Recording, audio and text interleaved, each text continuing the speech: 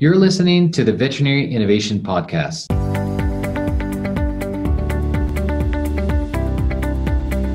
You're listening to the Veterinary Innovation Podcast. My name is Shawn Wilkie, and along with my awesome co-host, we interview the innovators in this space every week. Super excited about today's guest. Ivan, please go ahead and get us started. Hi, my name is Ivan Zach, and I'm happy to introduce John Honchariw, which I assume is coming somewhere from my homeland. It looks Ukrainian. Yeah, there we go. Usually those last names I can pronounce very, very well. So John is the founder and CEO of Companion. Most recently, he worked at Google with the early technology units Google X Research and Robotics on thinking through first products and applications. He started off his career at Bain & Company and then launched into helping develop silicon non-structure lithium-ion batteries for clean energy applications at Ampere's. After that, he helped launch a new type of cloud platform at AppDirect. Now he's completely focused on helping people connect more meaningfully with their pets using Companion. And welcome to the show, John. Thank you. Thanks for having me. Yeah, so at the highest level, I'm an engineer who's kind of plotted through different startups and gotten really lucky with a couple, like ones in hard tech. So one in silicon nanostructures for lithium-ion batteries, so kind of in the clean energy field. And I'm super proud of the fact that our materials are now in batteries and electric cars. I'm really passionate about that. And I'm really excited to have gone to Google and kind of made the transition to other fields. And I'm incredibly lucky to be pursuing a lifelong passion with animals now. That's so awesome. So I want to give us sort of the gist of it before we dive in. So as I understand the product, John is creating something that helps to understand pets. And I think that he's heading into a direction, there were some trials of replacing pets with robotics. And I think that this actually will replace owners, as far as I understand. I think it's something that will train animals and we'll buy it if we replace owners. Exactly. So for me, not really doing my conclusions, John, what Companion is, what do you do, and how does it apply to our animal space? We have this firm conviction that technology is going to help us understand all the animals around us. And I'm saying animals purposely because it's humans too. And this came from the knowledge that actually I got to work with just these really fun people at Google, specifically in robotics and X and kind of all these crazy new technologies. And looking at all of the sensors and kind of all of the tech that was coming out at that time, I had this realization that there was no way in the next 10 to 20 years that all of this technology didn't help us like much more radically, deeply understand all the communication that animals already emit today, and humans included. And what I mean communication, I mean, animals primarily communicate through movement and posture. So like how we carry ourselves, how we talk, how we gesture. Like specific examples, like do you slouch when you talk? How do you walk? Do you kind of favor one of your hips? Do you favor your left-hand side? How do you gesture? Do you look straight at someone? That's on the human side. But on the animal side, it's everything is obvious from the dog sitting by the door and needs to go outside. But it's also, how does the dog move? How does the dog's tail wag? How does the dog's jowls positioned? How is the dog favoring its left-hand side as it goes from a sit to a down? There's so much signal in all of that movement and communication that even like the most trained of us miss because it's really hard with humans to pick up on that stuff that machines don't. The same sensors that are in your iPhone, that are in your car, that are in your home, that are all over the built world and are just exploding in number because of cell phones and everything else. These sensors perfectly pick up on this stuff with infinite patience, with perfect memory, so that, for instance, they can look at how a dog moves right now versus 3 years ago with perfect recall. This is something that we've never had access to. And what we know is that one, this is going to happen. We're going to have the ability to look at these patterns and understand this. And two, we also know that people really want to know. Like people really want to know how their dog is doing. Not only is their dog doing well, is their dog having a good life, is the dog pain-free, but they also want to know as much as they can about what their dog is thinking. So when I had this realization, I just got super excited. And you asked kind of broadly what Companion does, like we're starting the journey towards that future, I guess is the easiest way to put it. Once you believe in that future, you then say to yourself, like, okay, if I want to play a meaningful role in this future, if we want to play a meaningful role, like, how do you start? You would start with the animal that people spend a ton of time and a ton of money on, because that's where you need to start a business and then keep generating R&D to keep building that future. Dogs, great. Bam. Two, do something that everybody needs, like every single dog owner needs, and they need for their entire life. Training. Training has immense benefits for an owner. Every dog owner needs to do training at first, and you need to do it your entire life with the dog. And we don't often have time to do it. But it's incredibly expensive, it's incredibly time consuming, and even the best of us have trouble finding the time to do it. And then 3, do it in something where machines frankly have an unfair advantage. They have superhuman abilities. And if you think of it, for all the reasons I just mentioned, they have infinite patience, they have perfect consistency, they have a much higher precision. These are all the things that make someone or something a phenomenal trainer. So like a specific example is, many of us at Companion are shelter volunteers, or we'd helped teach training classes before. It's very common to see someone who is, kind of given up on sit after like 200 repetitions with their dog. Whereas a machine thinks nothing of doing 10,000 over the first 6, 9, 12 months, so that they are striving for a type of consistency and responsiveness that hasn't been seen before, unless you've worked with a guide dog or service dog. Like, that's our hope. That's our target. Is we want to make those initially, we want to make those basic behaviors really strong, incredibly consistent, responsive, which are the foundation of a great human animal bond, and make living with your companion really fun, safe, and reliable.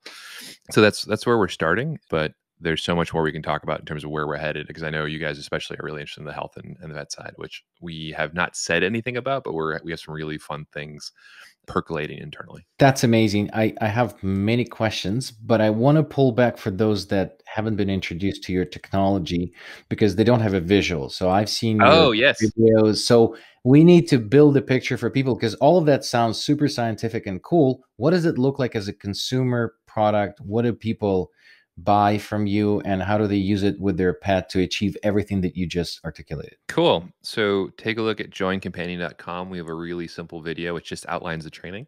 Think of us as Peloton for your dog. So our product is an insanely well-trained dog and a great relationship and understanding of a being you care deeply about. And we strive to give that to you by giving you access to 3 things you never had before. This beautiful device that lives in your home that your dog loves, and it runs over to whenever it turns on, and you can see the device and your dog interacting with each other, and your dog actually learning as it changes its motion and posture. So coming towards the device for recall, sitting for sit, going down for down. The device can reward your dog and then associate that with your own voice or another voice over time to the command. So sit, down, come, etc.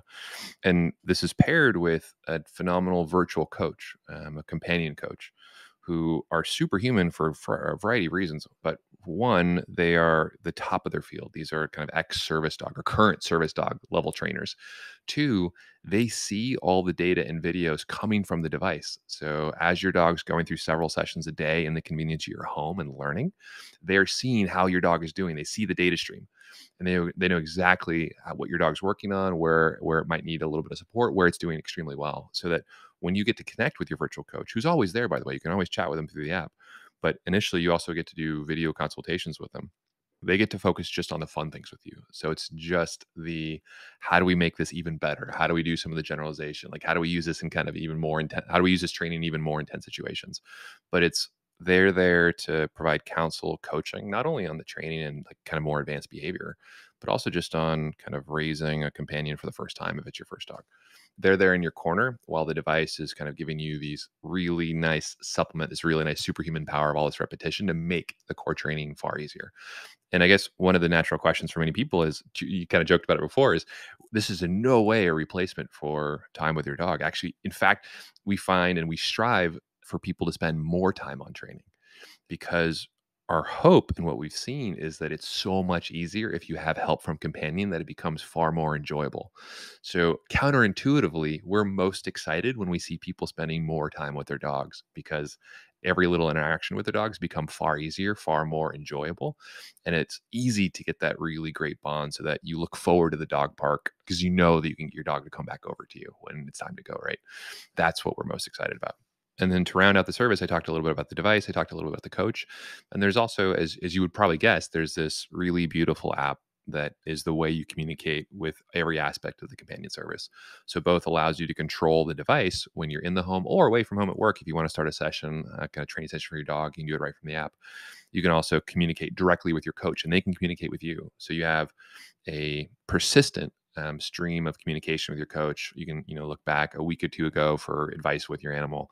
But they're also constantly sending you videos of here's what your dog's doing, here's what your dog's learning, and sending you tips and tricks to have fun. That's amazing. I love the comparison to Peloton. Just again to give the visual before you guys went to the website, and I'm hoping we do enough justice here. But visually, it looks like about a printer-sized device that is in your home that can dispense treats when the dog is representing certain behavior. So it's positive reinforcement training, and then also reads the data off the pets, and then that whole communication happens. Which is, I'm a veterinarian by trade, and well, I had pet at some point, but I actually never had pets consistently because for that reason, I just don't think it's fair for me to own a pet because I can't dedicate enough time. And I don't think that I have enough time to entertain the dog, train the dog, walk the dog because I'm traveling all the time and I'm an entrepreneur. So I think that ultimately, as I'm thinking about it, maybe having something like that would motivate me to get a pet to be fair to the pet because that also helps to sort of augment my participation. Now I'm thinking more about my kids as well. Maybe there's something for that, but I'm not going to go there. We get that question a lot. You can imagine shooting Skittles out of the machine. Yeah, exactly. Yeah.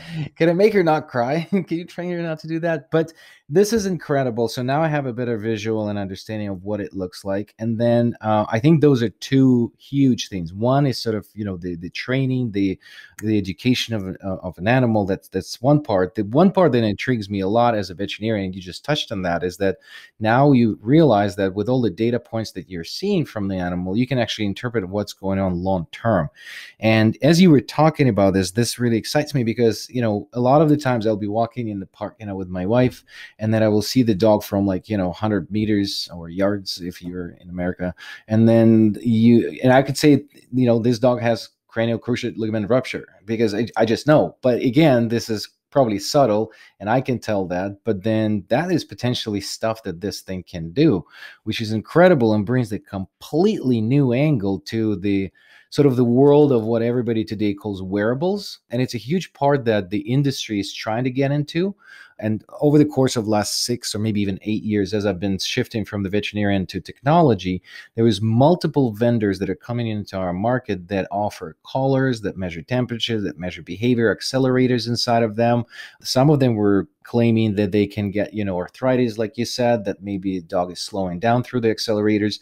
But I never thought about the visual capture of the signs and then interpretation of that. Because whenever I was thinking about the facial recognition technology, I think that someone went as far as recognizing the nose print on the dog to actually recognize them, because that's very unique, sort of like a fingerprint. But I never thought about the whole complex of behavior that could actually say that, the dog is favoring one leg over another, the respiration frequency. Like there's so much that I can think of right now. So this is incredible. Is this something available on the market right now? Can people buy it? Can they order it? What's going on with the actual product development? Cool. So you can sign up for it and we'll get one to you as soon as we can. We would ask for patience. The bringing up our production this year was incredibly challenging that I'm super proud of the team doing a great job in a really challenging supply chain environment generally worldwide. But if you sign up for one, we will get one to you as soon as we can, but it will be likely some months, if not longer. You can sign up at joincompanion.com, and we're going to try to bring more and more supply online as we're able to over time. The thing that we're really optimizing for is we want to give everyone, especially the early users, a phenomenal experience. So we both want to have the machines available, and we want to make sure that we have all the right resources for you to have a great and enjoyable experience. So, John, that's super exciting and must be incredibly frustrating to have pent up demand and not be able to fulfill it. But I think that that's a problem that we're seeing across the world with many, many supply chain issues. However, a really interesting thing for me to ask is, what have you learned so far by having these devices in people's homes? What has the experience been like? And what are people super excited about? And what are you super excited about? There's a lot in that question. I haven't got to talk because Ivan's just been asking you all the questions. So I've been waiting. There's so much fun stuff in there. So a number of things. If you look at years ago, like a couple of years ago when we first started putting kind of test units in users' homes, like around the San Francisco Bay Area, we've been producing units now for about 2 years, and a couple different contract manufacturers around in California. And we've been sending out units to both homes and also day boarding facilities around kind of the Bay Area.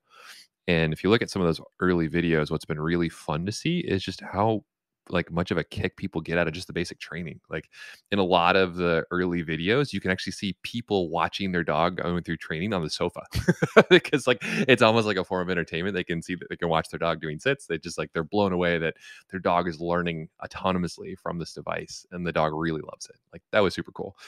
So that's on the kind of the fun consumer side. And then also, I think one of the other surprises is we can see a direct line to being able to do some really advanced health stuff that we're really excited about. And we thought that wouldn't happen for years, but we're already starting to see kind of the first signs or proof of concept of it. We've already started starting like a year ago. We've been able to start picking up when users' dogs are in pain and the users don't know, simply by, if you think about it, for most of us who drive cars, like when you first turn your car on, the check engine light comes on. The car's trying to tell you that, by the way, this light still works in case something happens. You know that this light will turn on.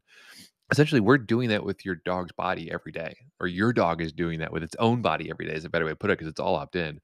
But in moving its body to all these different positions 3 or 4 times a day for all these different sessions, we're getting to see like how comfortable is your dog moving, how comfortable, like how eager is your dog to eat, is it comfortable in the environment generally, is your dog moving from a sit to a down smoothly, is it kind of hesitant, is it favoring one side of its body. All these subtle things actually have quite a bit of signal, or tell us quite a bit about how much pain that dog might be in, how comfortable that dog is. And it's very easy for us to see, especially when you consider we've had months and months and months with that dog, so we can see any differences. And it's especially valuable for us to have the human in the loop, right? Because the coach gets to see a lot of these videos and they know exactly what might be going on with your dog. Like we don't have all the automation set up to, do diagnosis or anything like that. Like we're not going to use the word diagnosis for a long time, but what we can do very easily is look for differences. And especially if we can flag that off to one of our coaches, they can very quickly say, by the way, here's a quick video clip of something we saw that looks different. We'd suggest going to talk to your vet, and you can even show them this video clip. Like that stuff, those kind of surprises have been super cool. Then Ivan, to some of your points, like there's so much there in the health and wellness side, from like so in terms of differences between wearables like collars and camera systems like us, I think very basics, like, right, it's very easy for us to put together a 3D model of a dog every day, of your dog. So we know exactly how large it is, and we can even track by proxy of how much volume. We can likely track its weight over time. That's a relatively simple thing to do. You could also do things like just watching how eagerly your dog eats. We literally count every single calorie that comes out of the device. We shoot one by one. We're very thoughtful with how many calories we dispense every day. It should only be a certain percentage of your dog's daily diet. But even just how quickly your dog eats is a really interesting signal, and how comfortable it is, how hungry it is.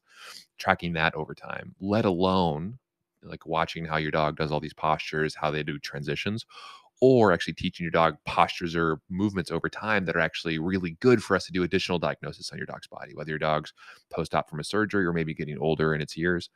There's so much there just on kind of the posture movement side. And there's so much we can do proactively. Like we were lucky enough to have the founder and CEO of the Fear Free movement join Companion recently, Marty Becker. He's now on our advisory board, and he wants to do quite a bit more, which is super exciting, because he got really excited about this potential to do just basic things, right? Like one, we can allow vets to see the dog in home in their natural environment, as opposed to in the vet office or in the vet hospital, where dogs naturally are a little bit more anxious and act differently. Like now a vet can actually have insight into how the dog is doing at home in a machine that actually, it's not just passive it's two-way interaction, see how the dog's doing. Two, you can do very basic things like get the dog used to certain sounds of the home. So whether it's like a lot of us do noise desensitization with like the CDs or albums or MP3s, or just like on Spotify, playing the sound of like a car horn or truck brakes, and like slowly getting your dog used to it.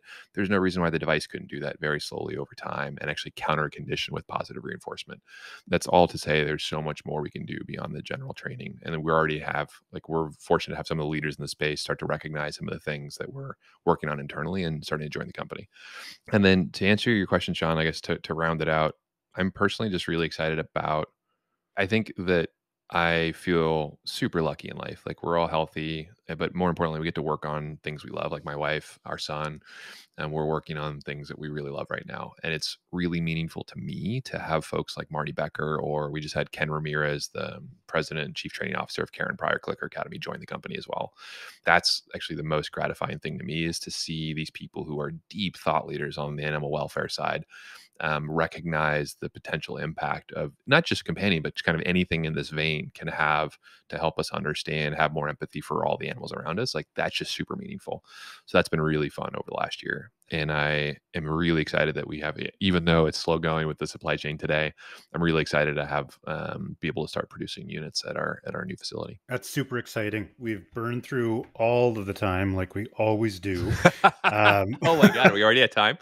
I talk way too much. We're going to link Sorry. some of the stuff, like some of the videos and stuff, so our audience can check it out.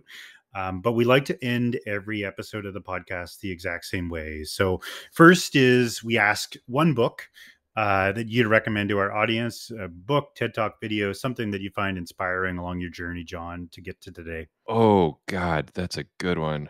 Okay, so let's do TED Talk for the folks out there who might be interested in this type of notion of what will change with our understanding of animals in the next 10 to 20 years.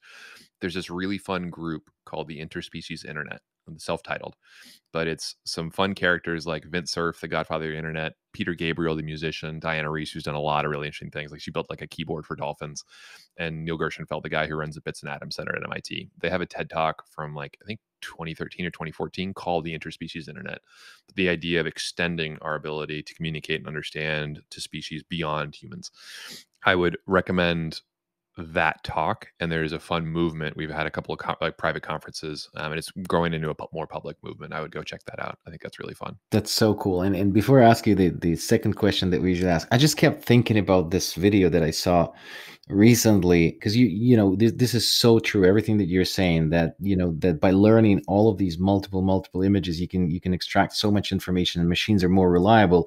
And I kept thinking about the YouTube video that I saw when Elon Musk realized that China's richest man is an idiot. If you haven't seen it, it's Elon Musk talking to the CEO of Alibaba, where he says that it's nothing about machines, it's all about heart. It's hilarious because Elon was just looking at him like, oh my God, this guy is completely unaware, although he's in the tech business. But you were so right about all of this, and I see so many applications of this in the veterinary domain. So that's an incredible set of tools that you're bringing to pet ownership and veterinary medicine. So I can not see the limits of what you will develop with this. So congratulations, very exciting.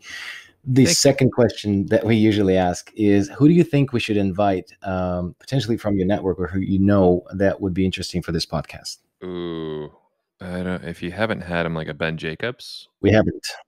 We have his business partner, Steve. Oh yeah, so CEO, founder of Whistle. You guys probably know Whistle. So Ben was on our board for a while, and cool. he and Steve started Modern Animal, the kind of one medical for dogs. And so on the veterinary side, I just think that's super cool.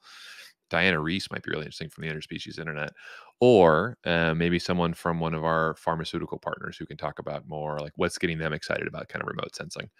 And I probably can't list specific people because I think we have a confidential agreement with all those guys, but happy to. I think that they have really interesting tools that can help you make sure your dog's leading a great life. And I think that they probably have an interesting perspective on like what they see in like remote sensing, on in-home care, on a variety of different fields moving forward. Thank you so much for listening to the Veterinary Innovation Podcast. If you want to hear about our new episodes, please follow us on any social media channel. Also, you can check out our website at veterinaryinnovationpodcast.com. See you next week.